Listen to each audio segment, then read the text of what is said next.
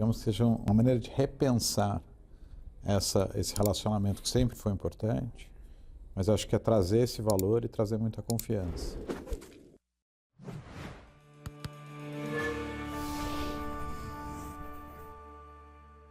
Como a NRF não acaba quando termina, nós estamos aqui no LinkedIn Empire State e nós fizemos a apresentação para 9 grupos de profissionais que vieram visitar a feira e também vieram aproveitar e vieram conhecer o escritório e receberam também de presente da gente um conteúdo super bacana, não jabazístico, né? Sem jabá.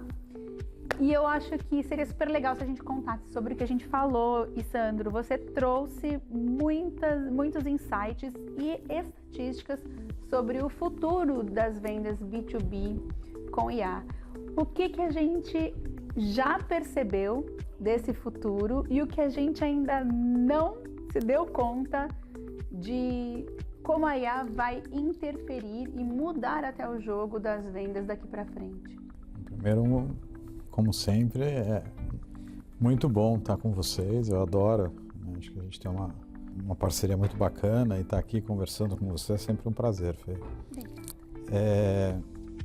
Eu acho que a gente trouxe, né, a gente tem participado nos últimos anos, a gente o LinkedIn tem uma vantagem que eu consigo entender as interações entre o comprador e o vendedor, né? E a gente obviamente percebe, com todas as trocas que a gente fez ao longo dos últimos anos, conteúdos que a gente escutou, aprendeu, falou, eu acho que o primeiro ponto é que a IA está aqui, né? E eu acho que vai fazer parte do nosso dia a dia, já faz parte do dia a dia, a gente tem aprendido como começar a trabalhar com ela, acho que até mais que isso, incorporá-la no nosso dia a dia. Mas eu acho que grande mudança, ou a grande percepção que a gente vem aprendendo ao longo dos anos, observando interações, é que o lado humano sempre vai estar aqui, né?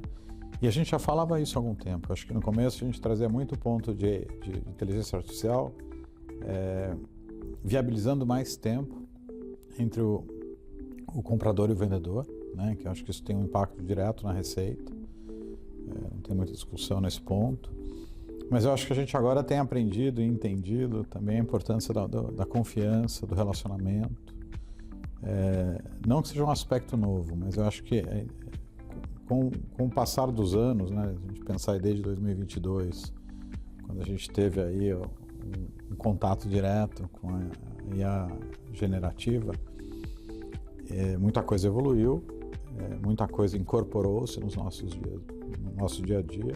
Isso tem trazido mais a percepção mais clara que eu, como vendedor, preciso gerar oportunidades de confiança e relacionamento com o meu comprador. Porque hoje ele já tem, né? Ele está usando, a gente tem um dado que foi mostrado aqui, que 94% dos nossos compradores já utilizam inteligência artificial no processo de compras e, obviamente, os vendedores também.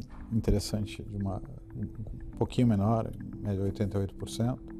Mas a gente percebe também que o envolvimento, isso também não é um dado novo, que o vendedor ele é inserido no processo depois de 56%, 58% de média desse processo ter acontecido.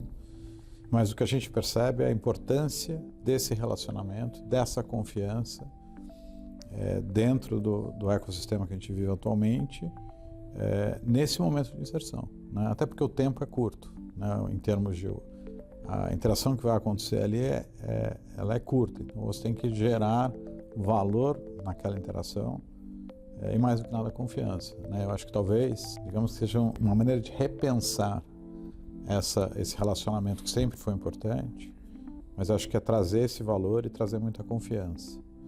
E como é que eu vou ser encontrado também por AI? Eu acho que é uma coisa que a gente colocou ali que é importante. Eu acho que esses aspectos que a gente teve a oportunidade de conversar, dividir ao longo dos últimos dias aqui, com esses grupos, que aliás a gente super agradece a presença de vocês, foi muito incrível. Muito incrível. Muito ricas as muito discussões, rica, né? né? Eu adorei. Porque... Cada grupo acho que tinha diferente, teve grupos um foco maior em varejo, né? Teve grupos já mais mistos, teve grupos maiores, grupos menores. gente que está baseada aqui, gente que veio do Brasil para cá, então foram várias perspectivas aí, né? Acho que o grupo de líderes mulheres, que foi super legal, então acho que tudo isso trouxe perspectivas diferentes, né? E conversas que foram muito ricas. Não tenha dúvida, foi uma experiência diferente do ano passado, muito intensa, muito forte, e a gente não podia estar mais feliz com todas as pessoas que a gente conheceu e que a gente recebeu. Aliás, né, fazendo o nosso relacionamento também, já que relacionamento, né, tá em alta e mais do que nunca, o lado humano faz sentido e ele precisa ser trabalhado, né, também com estratégias fortes. Uma coisa que eu queria te perguntar, Di, é o seguinte: a gente sempre vê o uso de tecnologias de vendas para abertura de novos relacionamentos. Então, como se toda a tecnologia de vendas ela fosse da prospecção. Eu vi as suas apresentações aqui das tecnologias do LinkedIn e é tão interessante porque parece que a gente sempre usou as tecnologias mais para prospecção ativa, para encontrar os novos clientes. E de uma certa maneira, agora a gente tem oportunidades até melhores de usar a tecnologia para nutrir as relações já existentes, como se a tecnologia nos capacitasse para ser melhores também com os clientes que a gente já convive, entregando para eles cada vez mais valor, mais do que eles esperam e do que agrega para essa proximidade e para as possibilidades que a gente tem. Já estou errada? De forma alguma, primeiro reforçando o que o Sandro comentou, é um prazer estar com vocês sempre. Obrigado pela presença. E, sem dúvida, isso ficou muito claro para nós também. E uma coisa que aumenta ainda mais a relevância dessa questão da importância de uso de tecnologia, não só na conquista, prospecção, de conversão de novos clientes, mas também daquela base existente. Primeiro que o cliente que já está dentro de casa é o meu lead mais barato para gerar dinheiro novo. Então, cross-sell e upsell é a forma mais econômica para eu conseguir crescer receita, né? E segundo, hoje o meu esforço para encontrar essas pessoas está menor, tanto por conta da tecnologia, mas muito também porque esses profissionais com quem eu preciso conversar entenderam a importância deles estarem também no front das empresas, por thought leadership, por outras questões. Então, encontrar a pessoa não é um desafio cada vez menor. A questão é muito mais como é que eu consigo engajar com elas com qualidade. Não importa se ele é um lead novo ou se já é um cliente da minha base. Então, o que o Sandro comentou é a questão da confiança, né? A gente está chegando num momento em que, sim, as empresas estão inovando, mas o uso de tecnologia em si não é um diferencial. Todas têm. A questão é muito mais como o ser humano dentro das empresas usa cada uma dessas tecnologias. Então, me peguei fazendo uma reflexão. A gente participa de muitos eventos, né, para Brasil, fora, e a ideia é, a rotina que eu tive para me preparar para vir para a SNRF não foi diferente as atividades que eu fiz das que eu fazia 5 anos atrás, mas ela foi absurdamente mais produtiva. Então, aquela preparação onde eu tinha que definir com quem eu precisava conversar, qual é o momento dessas pessoas, para que quando eu encontrasse com elas, eu estivesse muito preparado para ter cada vez mais conversas de qualidade com as pessoas certas, o meu esforço foi muito melhor nesse sentido. Então, eu executei as mesmas atividades, mas com as ferramentas certas, com tecnologia, com IA, eu consegui me preparar de uma forma muito mais eficaz para conseguir estar aqui, para primeiro contar com as pessoas que eu gostaria dentro dos nossos eventos e ter trocas cada vez mais ricas por conta desse preparo inicial. Então, acho que um ponto é como eu uso a tecnologia. Ela está disponível para todos. A questão é muito mais como é que eu efetivamente uso isso dentro dos meus processos, seja para conquistar um novo cliente ou alguém da minha base mesmo, fazer um cross-sell. Eu vou entrar aqui porque eu acho que tem... Primeiro que concordo, cross-sell e upsell a gente tem estatística que mostra, né? Empresas com grande sucesso têm aí mais de 70% do resultado vindo de cross-sell e upsell. Então, obviamente, é o lead mais barato, mas, e estranhamente, às vezes, é o lead mais descuidado. Sem dúvida. E aí, Fê, eu acho que vale também colocar o seu conteúdo, né? A gente teve a oportunidade de ter a sua presença aqui, trazendo um conteúdo da StratLab, que eu acho que é muito importante quando a gente pensa em thought leadership e vai além de como eu me posiciono, porque eu acho que é importante quando você fala em manter e criar e continuar relacionamento e trazer relevância, você traz os pontos que são super importantes de como eu coloco esse conteúdo, como eu me posiciono frente ao mercado. E o que eu acho que você trouxe que me fez refletir muito é como eu não faço isso de uma maneira boring, né?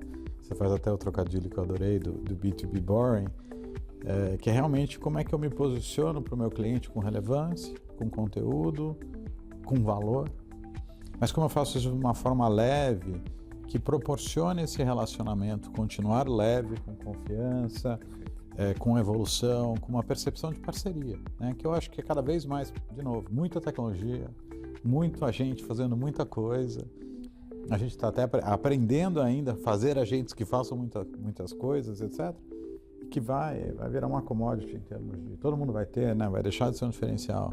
E aí volta no que você traz, que era... Qual é a real relevância que eu coloco? E mais ainda, né? O conteúdo que eu vou produzir, que aí o desafio que você também coloca é como eu vou produzir esse conteúdo sem usar a inteligência artificial. Eu, Sandro, quero ler o que a Fernanda está colocando, ao invés da sua inteligência artificial fazer um negócio que eu vou mandar a minha ler, né? Então a gente se perde no caminho. Então acho que essas reflexões são muito importantes. Muito legal. Eu vou agora fazer um ad aqui, mas é que ontem, especialmente, a gente teve na NRF uma palestra do Gary Vee, que é um dos gurus do marketing, e ele falou duas coisas que foram muito legais. A primeira é que ele apresenta o LinkedIn como uma ferramenta subutilizada, que as pessoas ainda não aprenderam a fazer negócios com todo o potencial que o LinkedIn oferece, e aí nem é porque a gente está aqui, mas porque de fato a gente não tem nenhuma outra ferramenta que tenha todo esse conjunto, né, de oferta para negócios, quaisquer que eles sejam, né? Quer comprar, quer vender, quer contratar, quer ser contratado.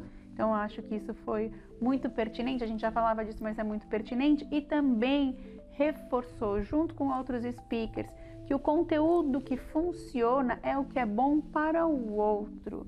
Não adianta mais a gente trabalhar com os hacks de marketing, não adianta mais, e eu já repeti isso no meu conteúdo por aí, mas não adianta mais a gente trabalhar com o que me parece muito bom tecnicamente para que a gente encontre brechas nos sistemas de tecnologia e gere resultado. Então, bom mesmo é ter a humildade de aceitar que a gente vai ter que fazer o que faz muito sentido para o outro e não para a gente. Então eu vou terminar aqui a nossa conversa falando que eu acho que mais do que alinhar os astros, a gente precisa alinhar tecnologia e humanidade para que a gente tenha esse futuro, né, que a gente tanto espera, cheio de bons resultados. Até porque, como o Sandro falou, né, o B2B nada mais é do que um monte de si junto comprando com crachá. Então eu preciso efetivamente usar o LinkedIn para me posicionar, para gerar autoridade, para que esses cis enxerguem autoridade naquilo que eu estou levando, seja conteúdo ou o próprio produto e serviço. Né? Muitas vezes quando eu penso no universo B2B, nesse contexto que é um monte de si juntos, eu me coloco num lugar e falo assim, se eu estivesse na outra cadeira, né, o que seria interessante para mim? O que seria relevante? Né? Isso aqui é super técnico, faz sentido. O que eu quero? Né? Eu acho que vale essa reflexão e essa provocação, digamos assim. Acho que é legal também só fechar com um gancho de LinkedIn, B2B, numa feira sobre varejo. Quando o Sandro se coloca nesse lugar de se eu estivesse na cadeira desse comprador, como eu gostaria de ser abordado, é só o desafio do varejo todo santo dia, né? Eu, como varejista, eu penso na minha jornada e no final nós somos o que compõe a demanda corporativa. Então, entender como que o varejo está tratando essa questão, essa jornada como um todo, certamente traz insights super valiosos também para o mercado B2B, e é isso que a gente está procurando compartilhar com vocês aqui. Bom, a gente é meio inimigo do fim, né? Termina a feira, a gente não acaba, termina o assunto, a gente não acaba. Volta. Então fica aí que daqui a pouco aparece mais conteúdo da gente para você.